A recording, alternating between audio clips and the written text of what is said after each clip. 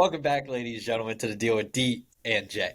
I'm your co-host Jake Pearl. Alongside me, we still got the handsome, lovely DJ McCatherine over in the corner. How are we doing, DJ? Oh, we are doing good. It is earlier than I'd like to be doing a podcast, but we're gonna grind this puppy out. And alongside me, wearing the Duncan hoodie, sponsored by Travis Matthews, Duncan Junkie, the mom's favorite little leaguer, the host of multiple podcasts, the Green Dawg Podcast, all things college football, hammered in homers, and that's pretty much the big two right there. Give them a follow. Thank you for jumping on. The Hunter Malone, how are we doing today? I'm doing great. Thanks for having me on, gentlemen. Well, love to have it. Gentlemen, it's the best time of year here. Masters has just passed. WrestleMania is this weekend. We're on a little bit of lull, but football is tastefully right around the corner with the NFL draft. And as a yearly tradition now, it's time for the Deal with D&J's. Was this, DJ, the third or second annual mock draft? I think this is like the second. This is second official annual mock draft. Here's how it's going to kind of go. I have some picks. DJ's got some picks. Hunter's got some picks. We're a little bit sporadic, but it's all going to be well in tune. We're going right in order. No trades, no nothing. Basically, we're putting on our GM cap, and we're thinking like the GM of that team, assessing their needs and where we think the best fit is. So, without further ado, Tennessee Titans are on the clock.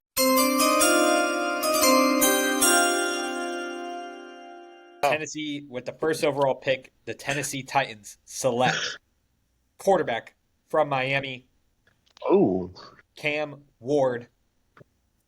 Now, Cam Ward's the best quarterback prospect in this draft class, and it's head and shoulders above the rest.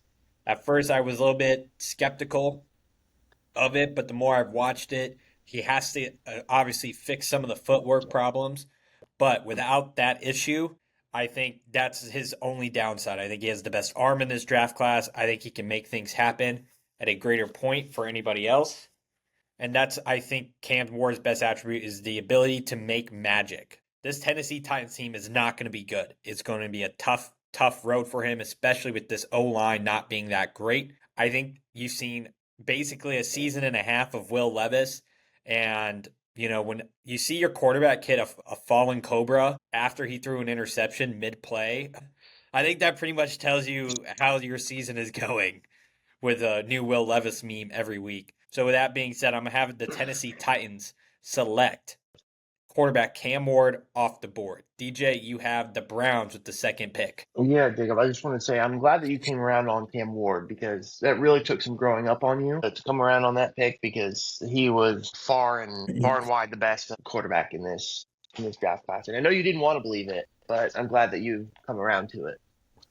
With that being said, you have left me with the pick that I did not think I was going to have to do.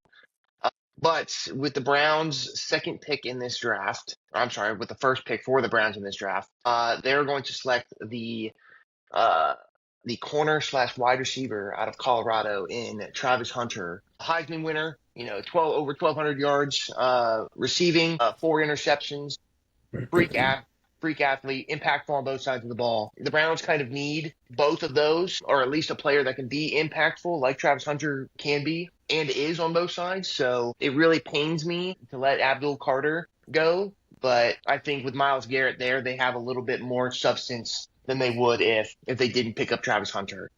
He is going to be a Cleveland Brown. Hunter, I saw you shaking your head. What's your initial reactions to Travis Hunter going at the 2 spot? So I personally have Travis Hunter as a third-round talent as a wide receiver and a second-round talent as a DB. The only thing he is a first-round talent at is being a simp. I don't like that move there. He's slow. He's scared of a 40. You think he's going to cover the other team's 1 and then turn around and beat my number 1 corner? It's not going to happen. I don't think he needs to beat a number. He doesn't need to beat a number 1, especially on the Browns team. He's going to be covering a 2, if not a 3. He runs a 4.7. He's not going to be covering the number 1. My linebacker could cover Travis Hunter. It's no shot. I don't like that. And the fact that the best defensive player and the best player available is Abdul Carter, to pair him with Myles Garrett. I'm in the same logic.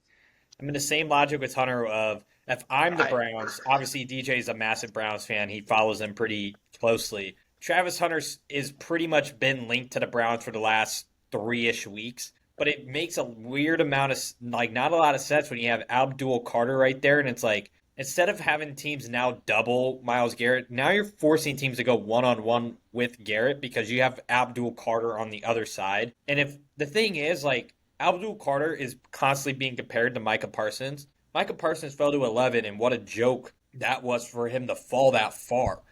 So You I know, don't, I'm I not. don't, I don't, I don't hate the pick. I think there's a lot of what ifs with Travis Hunter versus clear cut production from Abdul Carter. Right, and I think it's a perfect pairing. Really, I was really hoping the Titans were going to take Abdul Carter, which would leave me with um, at least a different way of thinking. At the one, I really did not want to have to pick between Travis Hunter and Abdul Carter because, like you said, having him on the other side of Myles Garrett, it makes a ton of sense.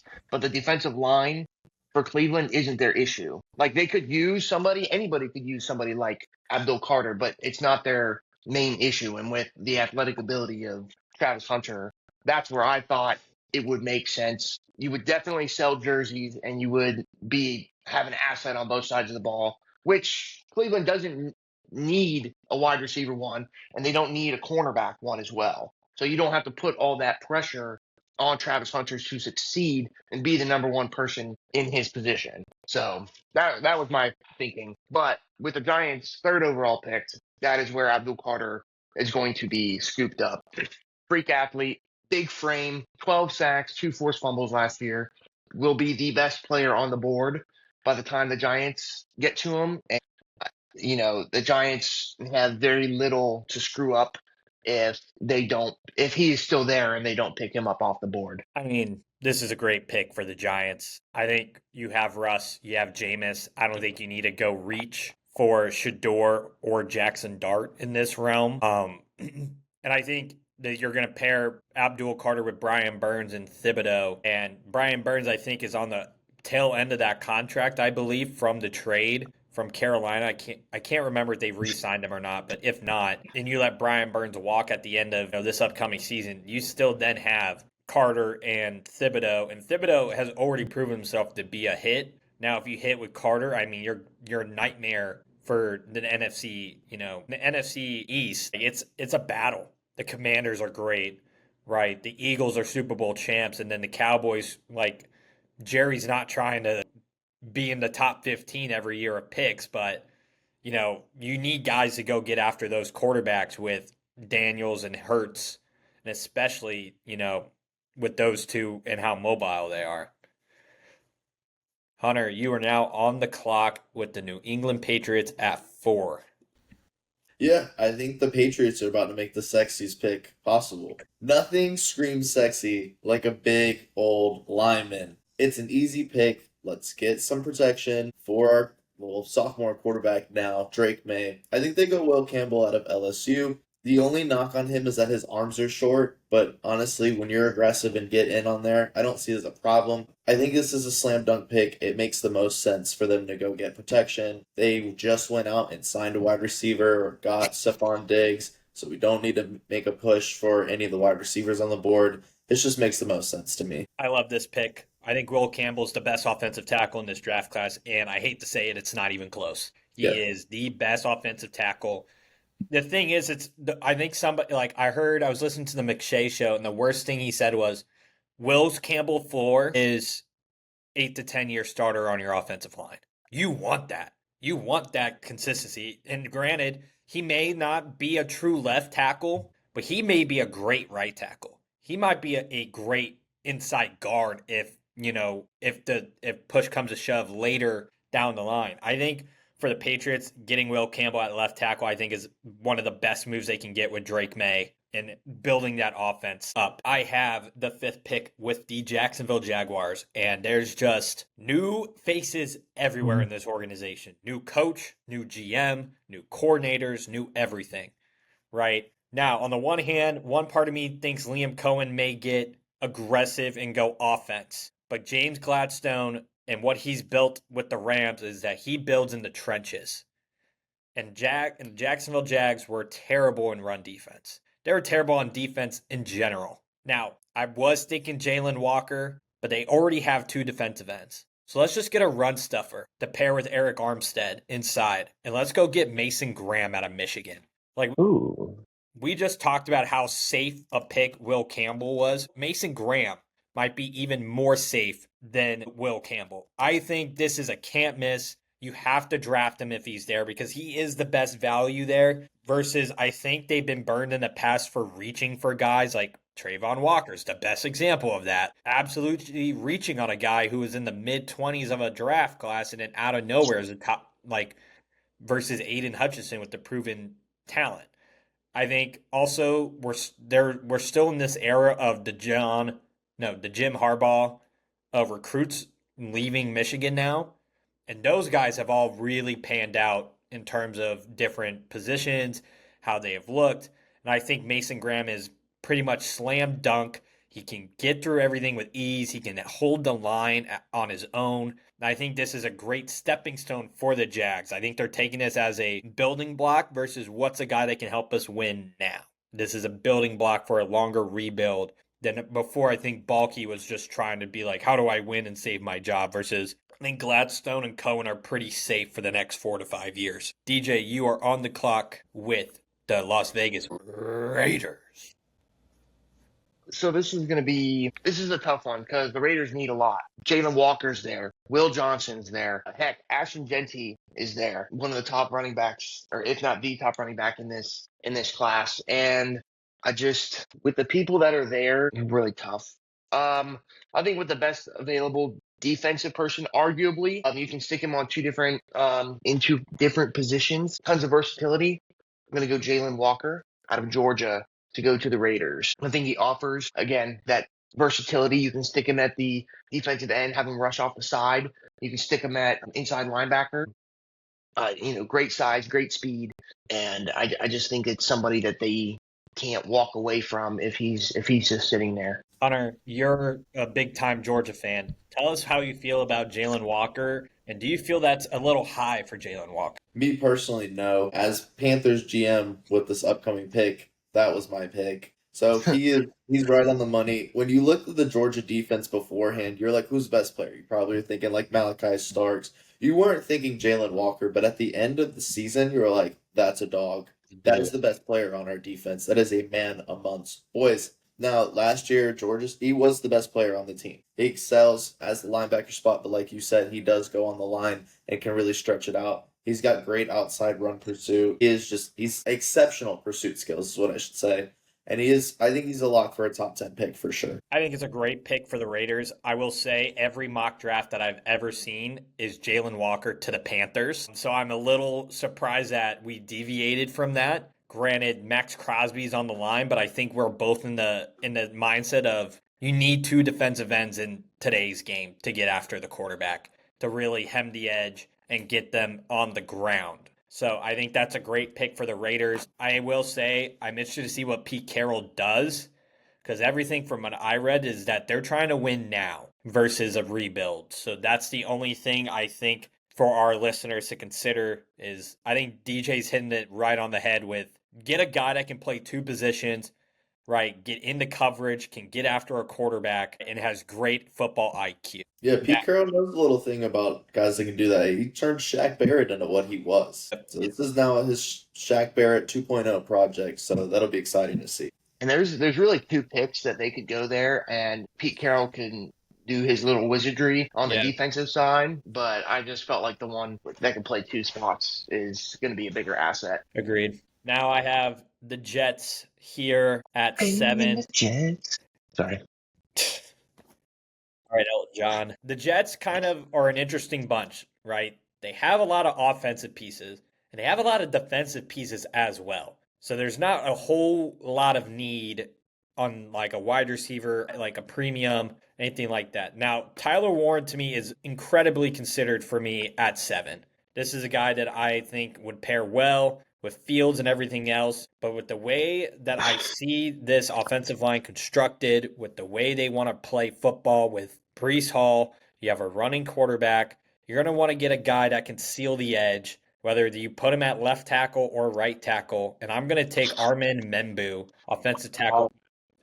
He has been pretty much in every mock draft that I've seen has been connected to this pick. Listen, the prospect of Tyler Warren to me is amazing. I love Tyler Warren as a prospect, everything else that comes with it. But, if you're looking at it from a grand scheme of it with Fields and Breece Hall and Braylon Allen, they want to run the ball. And if you can get Membu's greatest strength is zone blocking. Up the field, seal the edge, get to the second level. And that's what he does the best. You can watch the tape and he does it at a very high level. His pass blocking, I will say it's good. Not great. It's not to the strength of Will Campbell, but Will Campbell's a great pass blocker. Membu's greatest strength is run blocking. So I think Membu at a right tackle or guard for this Jets O-line and finally kind of complete the long-awaited rebuild of that line like they've had with like Elijah Vera Tucker and some other signings. I think this is a good move for the future of where they're going. And I'm just kind of reading the tea leaves with Fields and kind of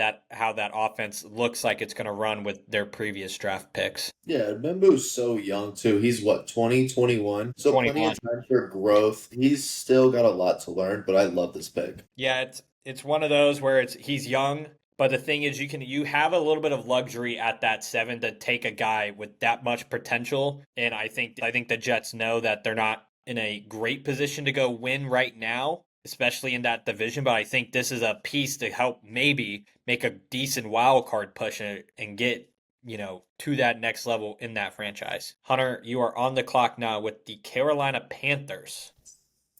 Yeah, so the Panthers need a lot. But the first thing that what wins championship is defense. You go and we're going to take Shamar Stewart out of Texas A&M.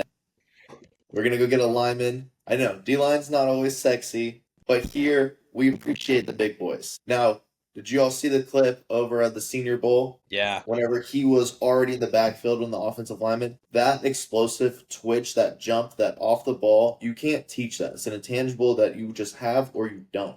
We were just talking about the offensive lineman. We could teach him how to pass block. I can't teach you to be quick off the ball.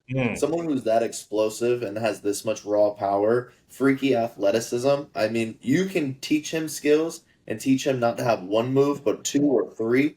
He's going to be a beast. So, question here. So, why would you go Stewart over Mike Green? Is it because if you're looking at it, there's 2 cons to both of these guys. Yeah. Stewart, very little production in college. Like, I think he had 4 sacks his previous year. Mike Green's only con is like he played at Marshall. He didn't really play against NFL level talent.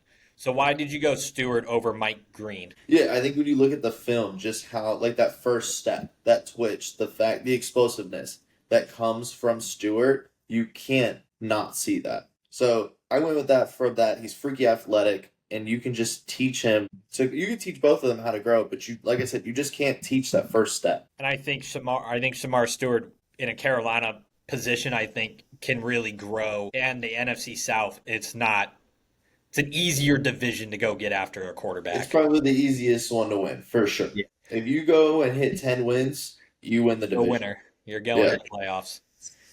I am on the clock with the number 9 pick with the New Orleans Saints. I've seen it all with this team. Is it Tyler Warren? Is it Tet McMillan? Is it Shedeur Sanders? Maybe I've seen Jackson Dart thrown in this mix here.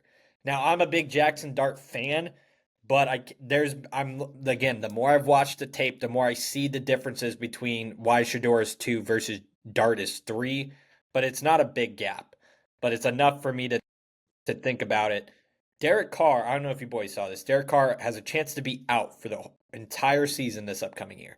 He has 2 years left on his contract. Spencer Rattler isn't exactly the answer at quarterback in New Orleans, in my opinion. So with that being said, new coach. What does a new coach always want? They want to get their guy, get their quarterback. I've been mocking it myself a lot. The more I've listened, the more I've read. If it's not this team, which team is going to draft them at this point? And I think you got to look for life beyond Derek Carr. And I think right now you have Olave, you have Kamara, you have a decent O-line, you have a pretty solid defense overall. Secondary is a little bit of an issue. Like I did think Will Johnson here for a second, but I'm going to take Shedeur Sanders, quarterback out of Colorado. I think he can do everything that Kellen Moore wants. I think he's the most accurate quarterback in terms of just overall efficiency. And the one thing that, Shador was at Colorado was a check down merchant, and he's going to have the greatest check down running back in Alvin Kamara at his disposal. So at 9, Shador Sanders is officially off the board to the Saints. DJ, you have the Chicago Bears. Yeah, Hunter really threw me for a loop with the Shamar Stewart pick. So tossing that back at me because I thought he would have been a great asset to this Bears team. But the pivot is relatively easy because the next Chicago Bear is going to be Will Johnson out of Michigan. Corner is something that the Bears do need. They need the secondary help. 68 tackles in 3 years, 9 interceptions. Great acceleration. He's really good at reading plays. The film shows that, and he can change direction quick. I know it's not everyone's favorite pick, but he was on my draft board. I think I had 3 people picked to the Bears, and you guys picked the other 2. So as far as my draft board goes, Will Johnson was the last person on my board for the Bears, and so that's where he's going to go. Go ahead and roll right into the Niners, and we'll talk about your 2 picks after.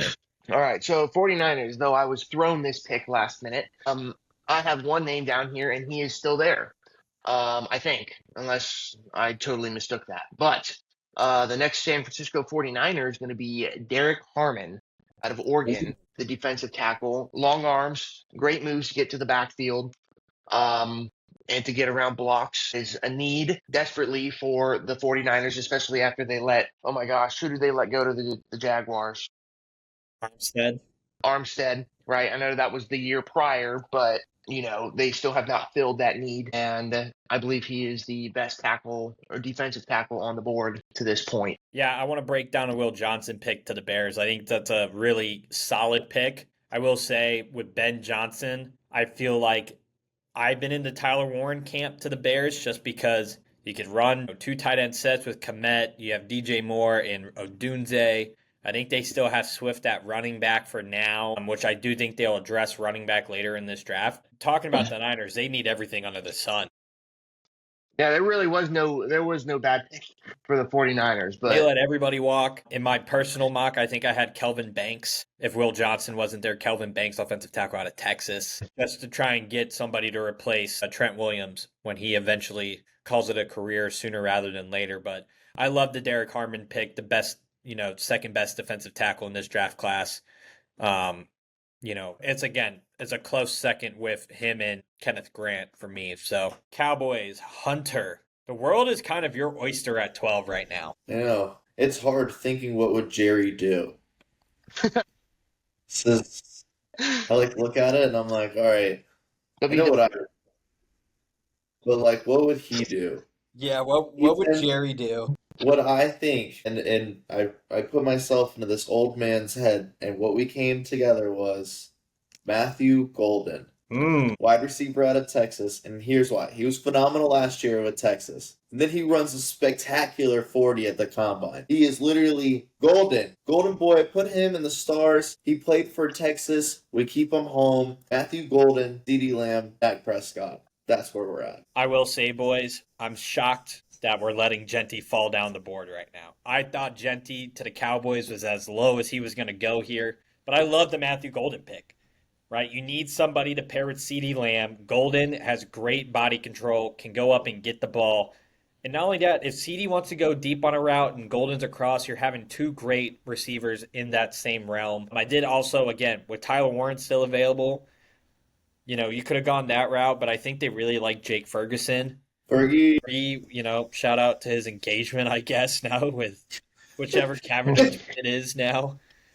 I don't even know which one they're all dating, but yeah, I love the Matthew Golden pick. So, with that being said, the Dolphins, I have the Dolphins here on the clock. You want to talk about a team that is so forgettable right now? It's the Miami Dolphins. I forget it's just confusing what they're trading away Jalen Ramsey, I saw. So now you have a need for a number 1 corner out of nowhere. Your offensive line's terrible because you got Tua, going in concussion protocol every other week, right? Jalen Waddle's made of glass. Tyreek Hill's having kids on days that end in Y.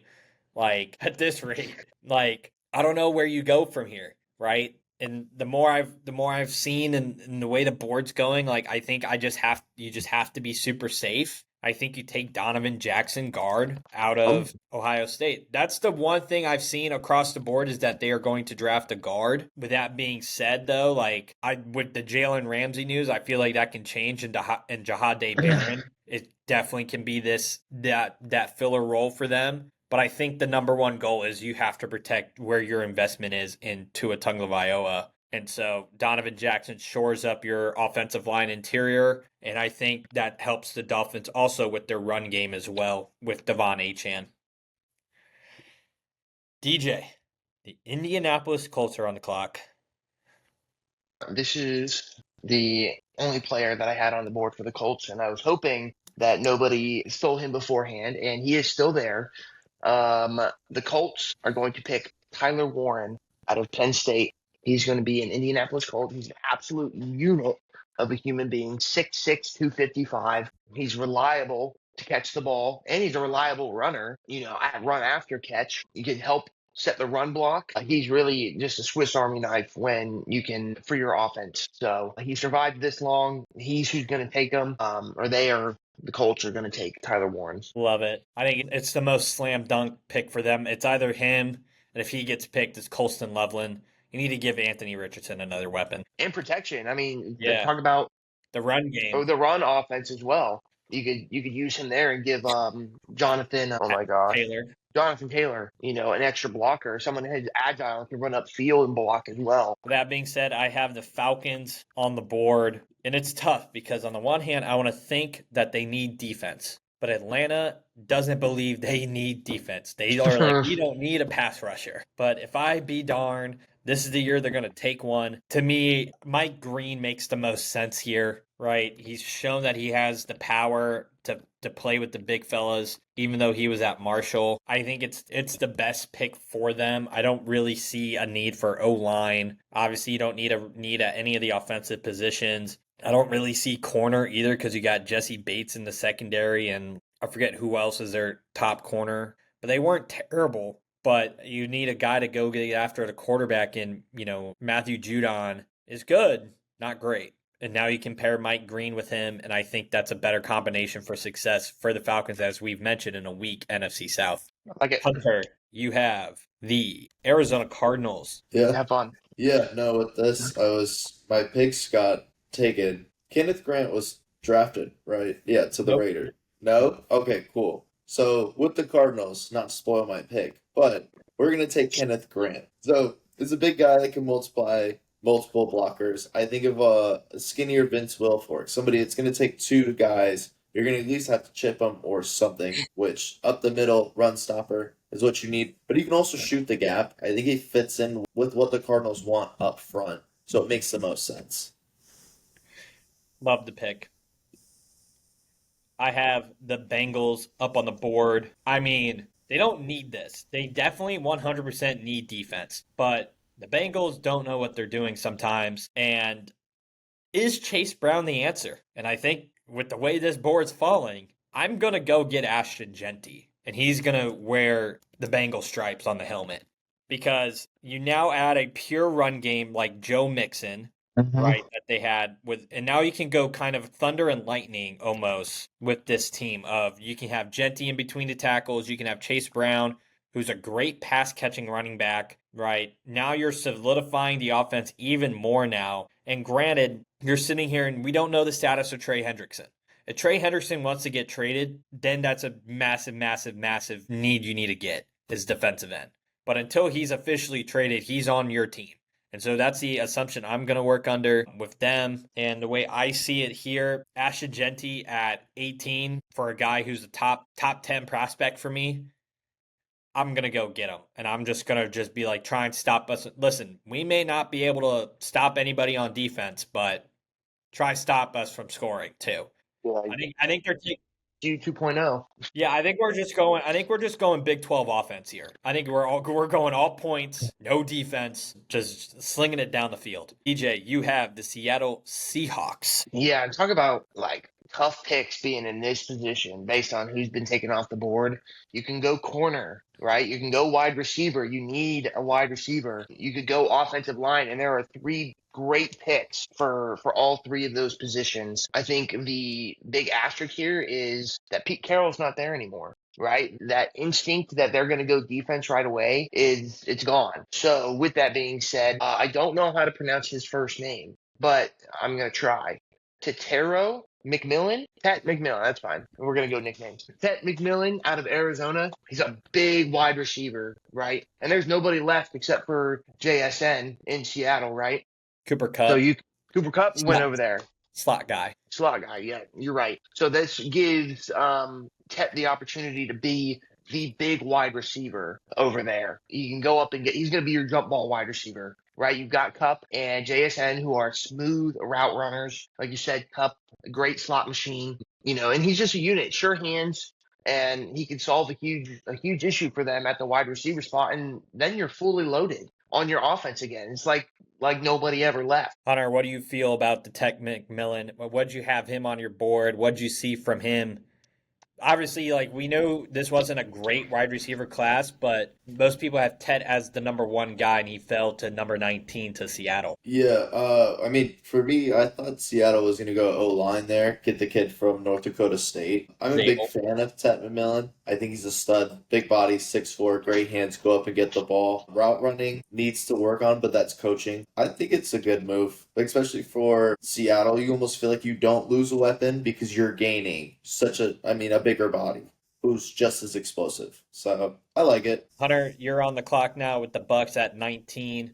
We have the Broncos and the Steelers. Give us your 3 picks and your reasoning for that, and then we'll break down those 3 picks afterwards. Yeah, so the Bucks are going to go linebacker.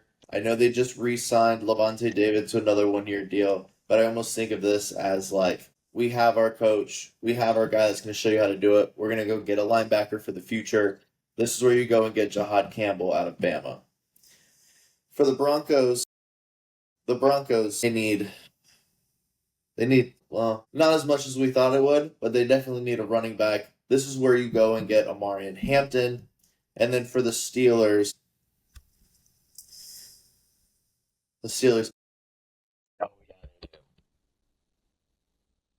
Oh, yeah, they do. Oh, yeah. At this point, the Steelers need so much. Let's start with up front. This is where you go, and this is where I go and get Gray Zabel, the offensive lineman out of North Dakota State. I think the value pick for that is there. And it's not going to be the sexiest pick. Steelers fans won't be excited over it. But at the same time, if you're going to go for a new future, you need to protect your future. You need to protect assets at all costs. And the highest paid player is the quarterback, but the second highest paid player is your tackle, your left tackle. I want to go ahead. Yeah, so break down Jahad Campbell. Obviously, he was a beast at Alabama, a stud. This is a guy that's going to be able to take over all the responsibilities it takes to be your Mike linebacker. He's a 3-down back who reads blitz. He can shoot the gap. He utilizes blitzing. He's going to be pretty much a Levante David 2.0. That's my comp for him. When you go to Amarian Hampton, so he's not very good at side-to-side running. He is a north and south guy. Once he puts his foot in the ground and cuts up, it's a track meet. So if he would just be a little bit patient, wait for that hole to open up for him to shoot, he's going to be a stud. And I think what they have going on over in Denver with Sean Payton, he's going to be able to teach him how to do that. He's a good ball catcher, creates space, catches it, screens, no problem. Put him out in space, he'll be fine. It's just that patience is the issue and running in between the tackles. If that gap's not there, it's not going to be there. It's going to be a negative play. And then going back to the offensive lineman, it's not the sexiest play, but he is going to be a very good interior lineman for the Seahawks. For the Steelers. So that's my 3 picks. Yeah, I want to break down the Steelers pick a little bit. And I think this is a case of Aaron Rodgers doing what Aaron Rodgers does best, which is hold a team hostage. Like the Steelers, they have no direction right now. They don't have a quarterback. But if they're trying to get Aaron Rodgers, then they're not going to go draft a quarterback, from what it sounds like, at least not in a quarterback from this year's class. You might want next year's class. But even then, it looks like that some of these quarterbacks in next year's class may push to 2027. right? But again, if it's not Jackson Dart for the Steelers, like you said, Hunter, you got to go build the offensive line back up because that's what cost them. Granted, you have DK Metcalf now and George Pickens, so it's going to be Fight Club every other week at practice.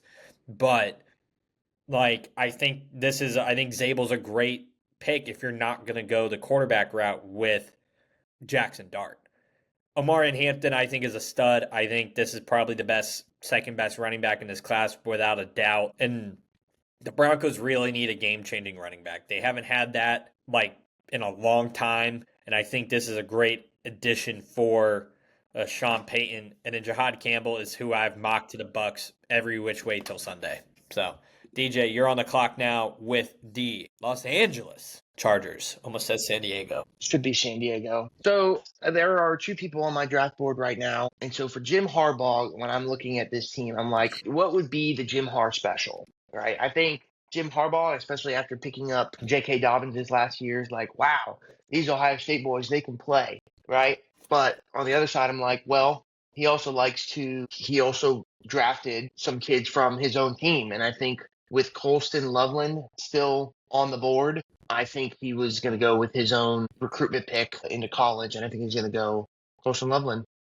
580 yards, 5 touchdowns. I mean, the Michigan offense was non-existent this year, so he was a star on an offense that was, again, lackluster. But I think it screams Jim Harbaugh to go get one of his guys and to try to run that offense through something he probably already knows. I think that's a great pick. I think Colston Loveland, again, has been one of the better tight ends. You know, Tyler Warren's a complete freak, but talking about a guy that can go get up and get the ball, the body frame, I think he's 6'5", built like a tree, can go get it. I think it's a great pick for the Chargers. I have two back-to-back picks here. I got the Packers and my Minnesota Vikings. The Packers here, I'm confused about what they need. Because on the one hand, Jair Alexander was out for most of the year and your defense was banged up. You also need you need a corner and you need a safety. But you also need somebody to go get after the quarterback as well. You know, they kind of hit pay dirt with Gary, and they had one guy from Texas A&M. I'm blanking on the name, but he came on super strong towards the latter part of the year for them. But on the offensive side, you don't got a guy that can catch the ball. You don't got a true number one. Jaden Reed's okay, but you need a guy who can go get you the ball.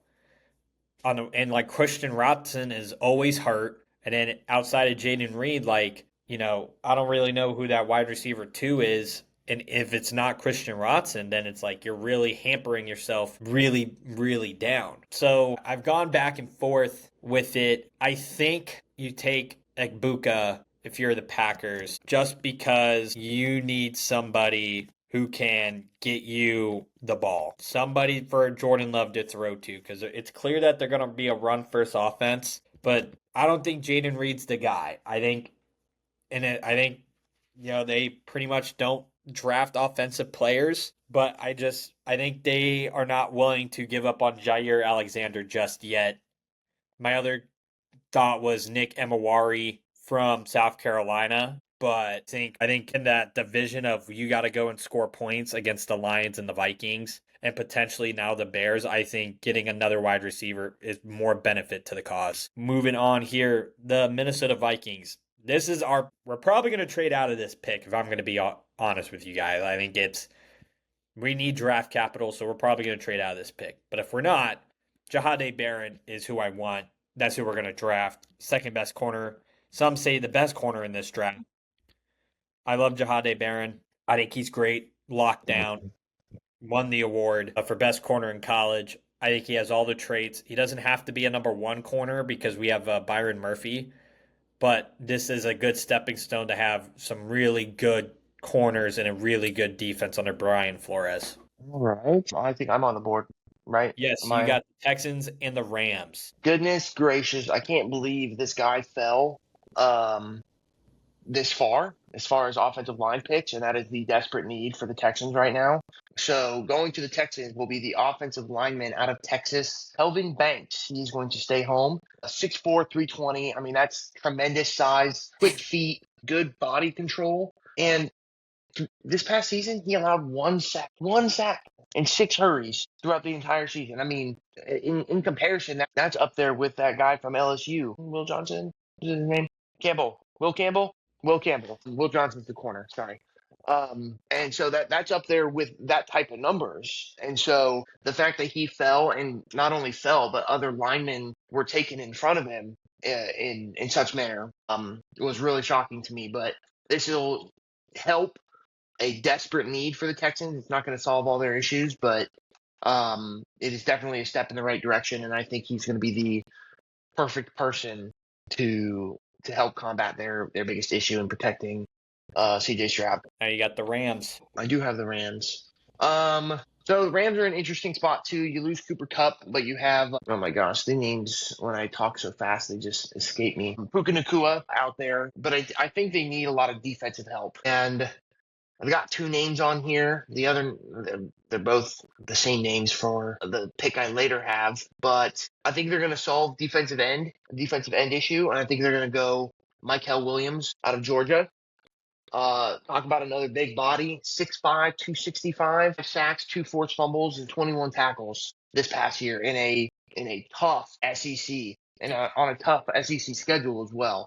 Tremendous size, great run defense. Ran a 4.7 40 at that size. That is just a freak run, and he can set the edge very well. So I think that it solves, or not solves, but it gives you a lot of variable. I think you could slide him up to linebacker if you really wanted to. Sitting there on the defensive end, I think that's where he's gonna thrive. Hunter, I want to get your breakdown of our 4 picks that we've had. Which one do you like, and which one are you a little bit scratching your head about within those 4 picks that you heard between the Packers, Vikings, Texans, and Rams? Yes, Calvin Banks is a beast. I love Calvin Banks. Man of those boys. He is a fantastic run blocker. He needs to work on pass protection, but other than that, he's going to be in the league for a long time.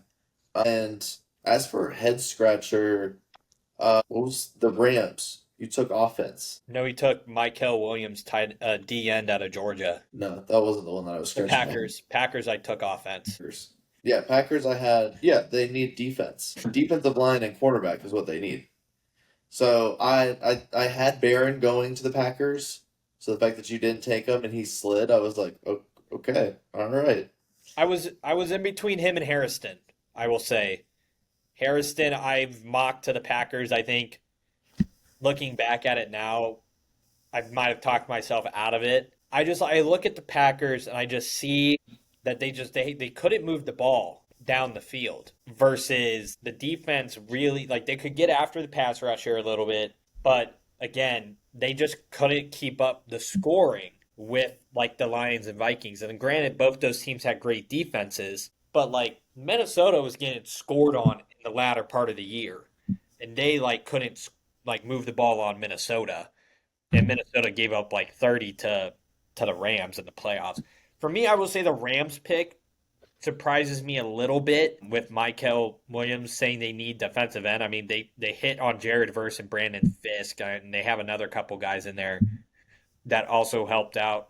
I was definitely thinking, I've seen a lot of mocks take Jackson Dart in this range. And if it's not Jackson Dart, I think they were, I think a guy like we just mentioned, Maxwell Harrison or Malachi Starks or Emma Warry still on the board. I think that would have been a really nice piece for the Rams to build out that full defense rather than that defensive end. But I love the pick for that. I love the prospect of Mykel Williams to get after that. Hunter, your long-awaited wait is over.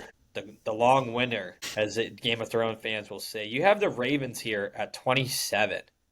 Go ahead and give us that pick and break it down for us. Yeah, so this is my go-to for the Ravens is Malachi Starks. That's who I had for them, number 1 on the board. Who we really thought was going to be the number 1 defensive player for Georgia. It didn't turn out like that, but I don't need him to turn out like that. You've seen what they can do with a guy like Kyle Hamilton. Malachi Starks is a stud. Versatile safety. He's got size. He's athletic. Good ball skills, if I could speak. I mean, closing speed is good. He just needs to work on that route running where he can jump balls and do that. But other than that, I think he's pro ready. ready to go. I love this pick for the Ravens. I love that pick for the Ravens. I think you need somebody to really shore up that secondary with Hamilton. And Malachi Starks is a ball hawk versus Kyle Hamilton's a little bit more coverage guy, big, long, versus Malachi Starks can really go lay that. Like, he feels like a Harrison Smith, right? Feels like he's gonna lay the boom. He's gonna go be a ball hawk. He's gonna be aggressive, where you can have Kyle Hamilton be that kind of safety net a little bit. And Starks is a little bit faster than Hamilton. Granted, game speed is different than 40 speed, but Hamilton being at that size and height, I think getting Starks is a great, great pick.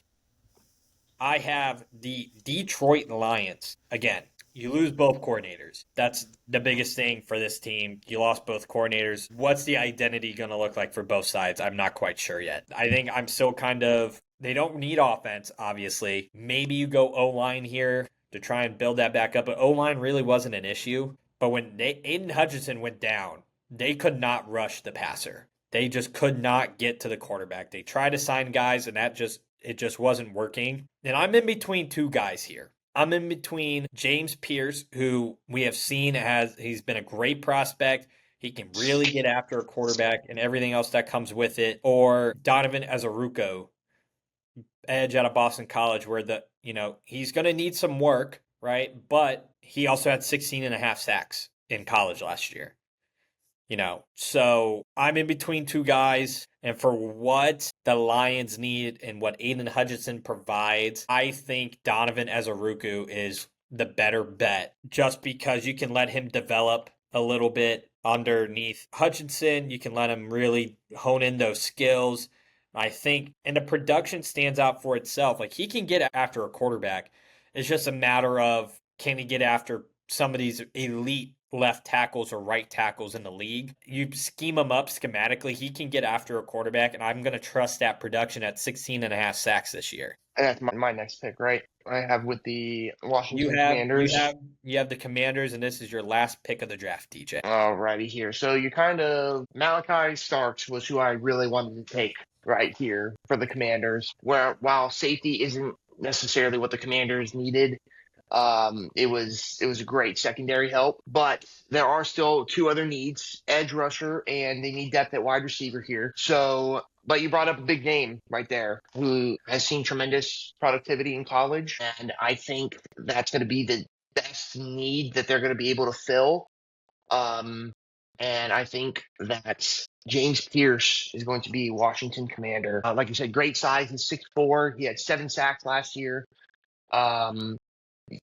He's just a beast, and I think that's, given that my other pick was taken, my quick research on it, between him and Luther Burden, really, I thought Luther would have been a great pick here, but I think the defensive end position is a little bit more necessary for them right now than a wide receiver. I got the Bills here, and again, they don't really need a whole lot. I like the idea of maybe getting like a Luther Burton at this range, but again, I think in this league, you need to go get secondary help. They don't have like the best of corners. They have a lot of really good guys, but nobody that can really stand out for you. I think safety is fine, but I'm going to take Maxwell Harrison here, corner out of Kentucky. Again, I think the value you're getting is phenomenal. I think Harrison, he ran the fastest time in the entire combine. He has great ball skills, great attributes, and I think this is the best pick for the Bills, especially with a deep kind of offensive sided of the ball. Like, you can go get a wide receiver to complement Keon Coleman and Khalil Shakur in round 2 versus a Harrison level of athlete is not going to be there in round 2. Hunter, you have the Kansas City Chiefs, the Super Bowl runner-up. Yeah, I think the Chiefs really just need one thing. So with this pick, we're going to get quarterback Jackson. I'm just playing with you. Yeah, we're not doing that. So, yeah, what they need is offensive line. So what we're going to do is we're going to go get Josh Cornerly Jr. out of Oregon. We're going to go get the interior lineman. We're going to bring him in, fortify this line, and make sure Pat Mahomes doesn't keep running for his life. Yeah, that was my number one need for them, was offensive tackle. I think that was heir apparent in that Super Bowl matchup, that he had no time to throw the ball. He had no protection. He had no nothing. The Eagles are interesting here with the last pick. You lost a defensive guy in Brandon Graham after the Super Bowl. The offensive line is still really put together. Obviously, the defensive side of the ball is just fine, really outside of the defensive end. But there's not really a defensive end here at this point in the draft that I'm willing to go reach on. If James Pierce was there, I was willing to reach on him and take that at the 32. I think for them, I've seen a lot of stuff going on with Dallas Goedert. I've been hearing Mason Taylor's name get thrown around, but I'm not willing to draft a tight end that high, especially when he's not that high on my board. I'm a little bit at not at a wit's end, but I think we're just gonna go. I think you have to shore up that safety position. You have DeJean, you have Quinyon Mitchell, right? They have Blankenship back there in the secondary to really help things out. Zach Bond's a great linebacker. I think you take Nick Emawari out of South Carolina just to really shore that up. He has great ball skills. He can go get after a guy. And I really think that's probably the best bet for the Eagles if none of these defensive ends are on the board at this point in the draft. I was really thinking about Mason Taylor, but I don't see 3 tight ends being drafted in this first round this year. So I think Emawari is the best pick and best available, and it just really helps the need there. And with that being said, that is the first round of the 2025 NFL Draft. Gentlemen, tell me, out of the picks that we've done, looking at the board, I mean, I've been writing it down, but I don't know if you guys are writing it down with me. Of course not. Of course not. What's your guys' favorite pick / player to that team that we've drafted out of the 25? It can be one of your picks. It can be one of, me or, my picks. Hunter is probably going to pick his own pick. I'm gonna tell you right now. I think it's Genty. I don't I know the team, but I don't remember the name. The Bengals, yes. I think that puts their offense to another level. It adds something a little bit more versatile. I think offensive line would have been the ideal spot for them to go. But I think it gives another option for Joe Burrow, somebody who runs the ball really well. And I think, for me, was compared to Derrick Henry of sorts. For me, I loved Hunter's pick of Omari and Hampton to the Broncos. I mean, there's just not a better fit in terms of scheme, coach, schematics. He's going to fit that offense like a glove. He's not going to try and be something he's not. And I think this just adds an extra layer to that Sean Payton offense over in Denver. Yeah, I'm gonna pick somebody else that's not mine, and I think the most intriguing pick of the draft to me is still Travis Hunter to Cleveland, because I think that's one of the few franchises that will actually let him be the endurance athlete that he is. They'll let him play both sides of the ball. I think if you put him in the slot on both sides, it'll be the best way for him to succeed. But I'm really interested to see how it'll pan out. I will say I think the most intriguing pick of the draft will be Travis Hunter no matter where he goes, simply because will he be allowed to play that two-way style of ball? And the Browns do give him that best versatility to do that. The Patriots really aren't going to, because they have Diggs and they have Christian Gonzalez, right? The Giants, they have Neighbors. They do need a corner, but for what you're going to get, unless Abdul Carter gets taken, you have to, Travis Hunter. Who knows? I think that's the best route for them. So with that being said, I think the number one pick is the most interesting this year, because you've got 3 people up there. I think Travis Hunter could be the number one pick. I really do. I don't necessarily think he is the number one pick, but I think he could be. And then you've got Abdul Carter. He's the freak athlete on the defensive end, the Myles Garrett, kind of going into that same realm. If you don't pick me, I'm going to make you pay for it type of bully your way into the number one pick. And then you also have Cam Ward, who solves all 3 of the first pick's problems. The first 3 teams on the board could use any of the first 3 picks that we put out onto the table. And so where they decide to go, I think kind of sets the rest of the draft on fire. Because I don't know, I feel like the Browns need somebody that they can put jersey sales. But they could use somebody to asset Myles Garrett, but they could also use Cam Ward, to come in here and sit for a year and then learn that offense. So it's all the first 3 picks are fantastic. Well, gentlemen, With that being said, Hunter, thank you so much for coming on. We appreciate your insight. Follow him on the Green Dawg Podcast on Instagram and TikTok, right? Yep. Instagram and TikTok, Green Dawg Podcast, Hammered and Homers. That's where you can find him. Me and DJ have been the Deal with D and J. Follow us on all platforms, Instagram, TikTok, X, and YouTube. This has been the Deal with D and J.